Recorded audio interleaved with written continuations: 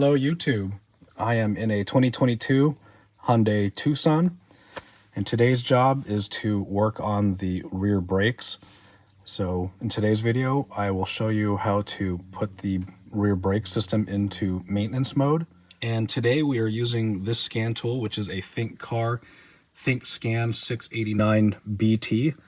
They are not a sponsor, but this is just a scan tool that I bought and have been trying out for most of my work here. Anyway, I went through the auto identification process. So now what we need to do is we need to get into the ABS module here. So we'll go ahead and enter that. And from here, we have to go to special function. And I will make a note, you have to have a scan tool that's capable of accessing this system and is capable of talking to the Hyundai servers online. So you need an internet connection, and this scan tool is capable of doing this. So from here, we'll go to brake pad change mode, and we'll let you read the function here. But essentially, we've got to hit the C2 button to retract the motors so that the pistons can be pushed into the caliper. So from here, we'll hit the C2 button.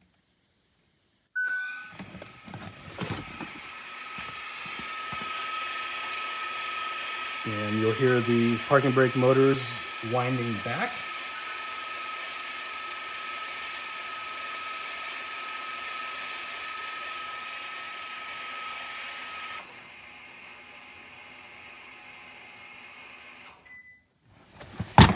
So you'll see here that it's been completed. It even says so on the scan tool. And the cluster here says rear brake pad in service mode. So now we can turn the ignition switch off and proceed with taking the brake caliper apart. We can turn the ignition off at this point too. So once the parking brake has been put into service mode, it's pretty much a straightforward brake job from here. So this is the big parking brake motor, the EPB, electronic parking brake motor, on the back of the caliper. Here's a big, thick, heavy cable. So first order of business is to disconnect the cable from the EPB.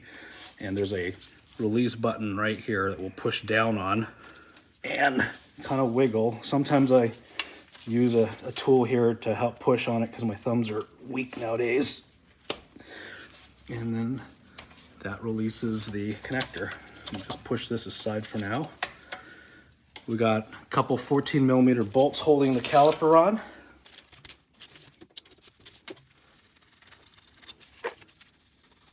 So from here we can kind of pull on the caliper to retract the pad just a little bit to be able to remove the caliper.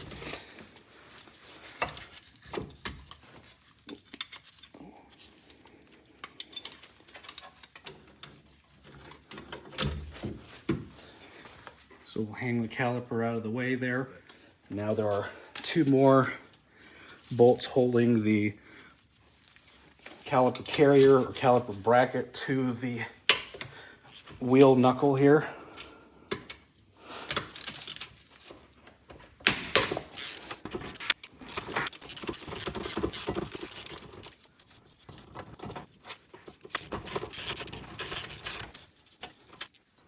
Now the caliper carrier is released from the vehicle. So like anything else electronic, you generally just want to push the piston back in, but there's a lot of dirt here, so we'll go ahead and wipe this a little before we retract the piston here, just to minimize the potential for dirt to get sucked in the bore here.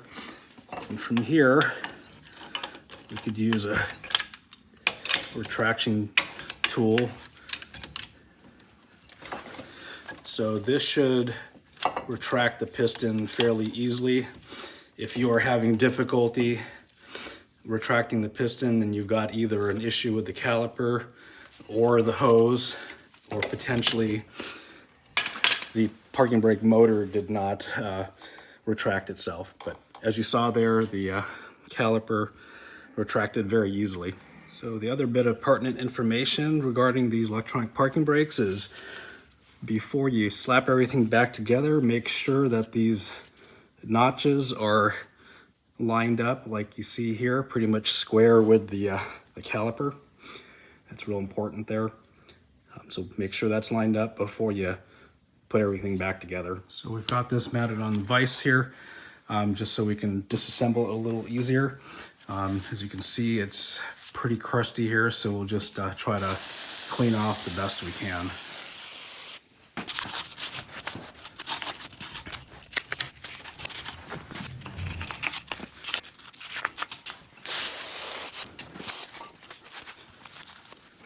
So as you can see here, I got most of that loose stuff removed. So we'll go ahead and remove the inner pad here. You can usually just push through. Kind of push through and do a push-pull motion if you have to get it out. And just doing an inspection here. Wow.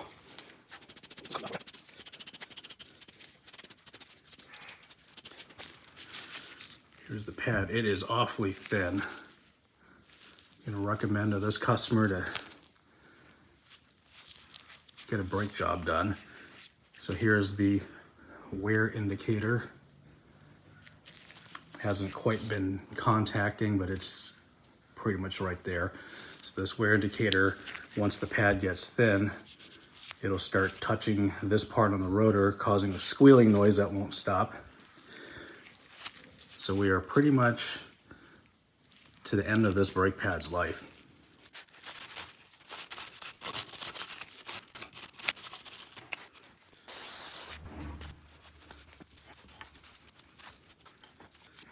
So pretty typical of any vehicle in the Rust Belt here.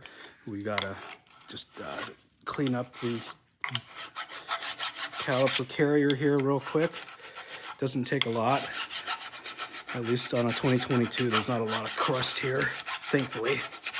So just clean it up so the new pads can sit properly and not get jammed up in the caliper carrier here.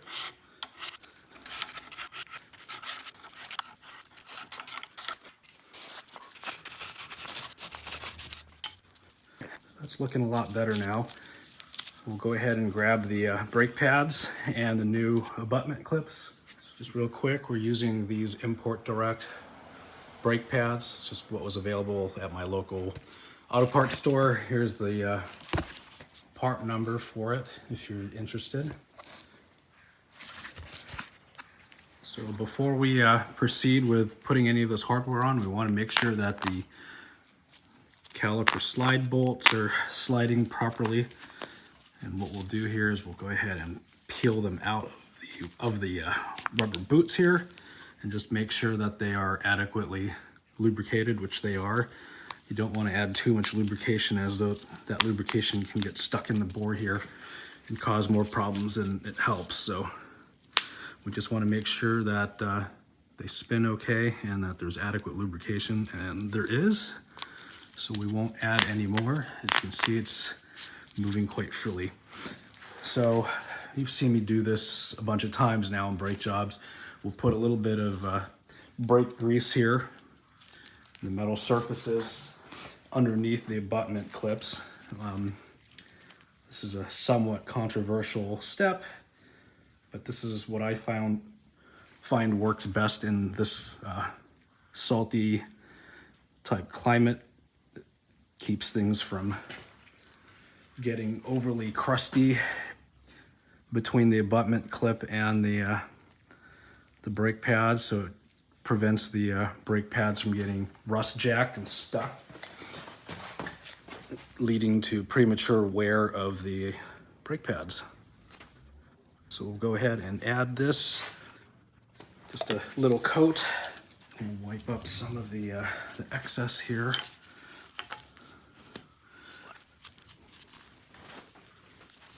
Put a little bit more down where I accidentally wiped off too much.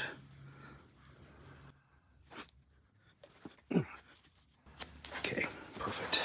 So the new abutment clips pretty much just get installed reverse of how we remove the old ones. So like so.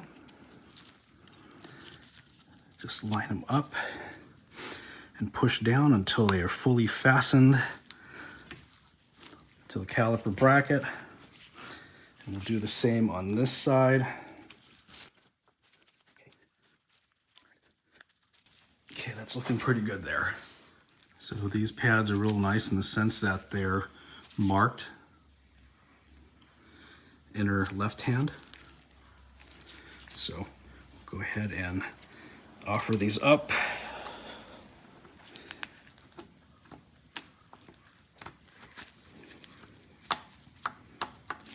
Okay, so it's snapped in place. We just want to make sure that there is the ability for these pads to move, and there's plenty there. These abutment clips have some tensioning springs here, so it's not going to allow the pad to flop around like on some vehicles. And then we'll just do the same on the other side here, which is labeled outer. Remember, friction material inside.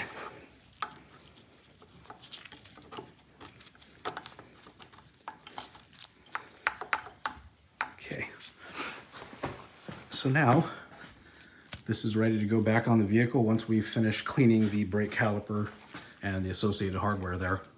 All right, so it's time to mount the caliper carrier back on. So basically just reverse of removal. Go ahead and line it up here.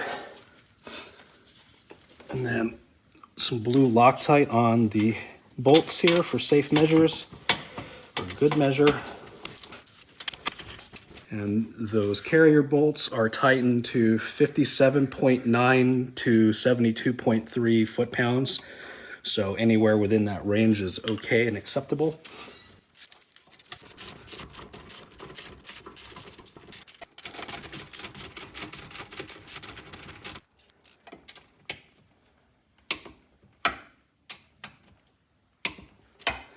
So that's torqued to spec. What I like to do next is just push the pads in place like so that they're up against the rotor. And then we'll reinstall the caliper.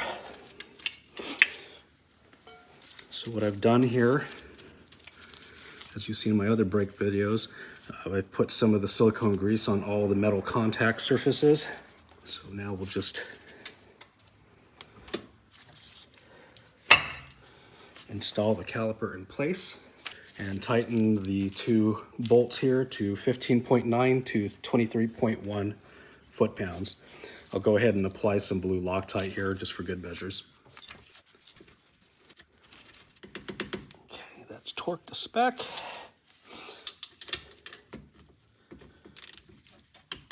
And that's torqued to spec.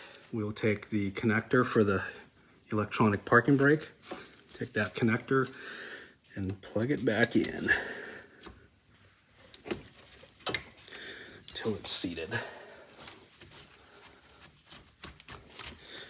And from here, we'll go back to the scan tool and reactivate these EPBs. So from here, we'll go back to the scan tool and go back into the brake pad change mode. And we'll go ahead and hit C1 here to apply.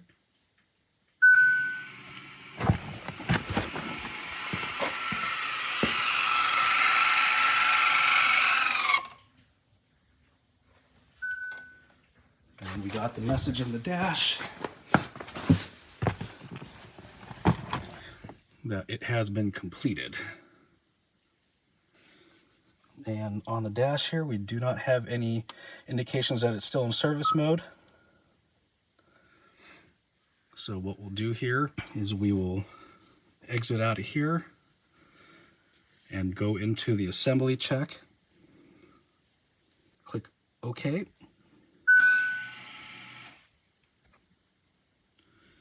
It has been completed. So from here, we'll step on the parking or the service brake here and try the parking brake. Then release it.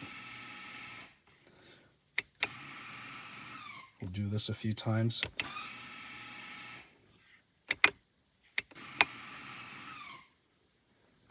So we don't have any warnings. Parking brake is set. So let's just go over here and make sure that it is indeed working. Okay.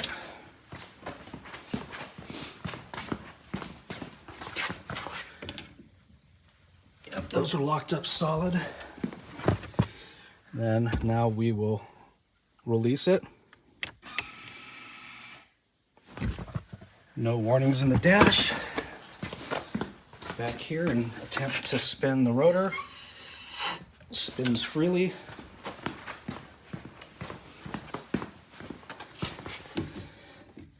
Spins freely.